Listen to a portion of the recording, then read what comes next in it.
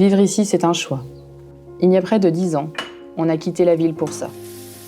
Laisser derrière nous le bruit et l'agitation, retrouver le calme, et simplement pouvoir respirer en rentrant du travail avec les enfants.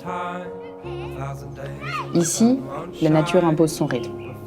C'est brut, c'est exigeant, mais c'est aussi ce qui donne du sens à tout le reste. Très tôt le week-end, quand la maison dort encore, c'est mon moment. Je travaille pour ma famille, pour notre maison, pour ce terrain qu'on a choisi.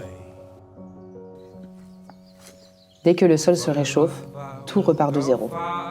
Passer le motoculteur, c'est le signal du départ. Aller chercher la profondeur, laisser la terre respirer. Et quand le sol est prêt, on sait que le plus gros est lancé. L'idée, depuis le début, c'était aussi de gagner en autonomie. Se nourrir en partie de ce qu'on produit, ne plus dépendre uniquement de ce qu'on achète, savoir d'où vient ce qu'il y a dans nos assiettes. Ici, rien ne se perd. Ce que je taille au printemps devient la protection des plants pour l'été. Le broyeur boucle la boucle. C'est propre, utile, et ça évite les allers-retours inutiles. Et puis, il y a l'hiver, le temps des réserves. Quand tu as des stères de bois à rentrer, tu n'as pas droit à l'erreur sur le matériel.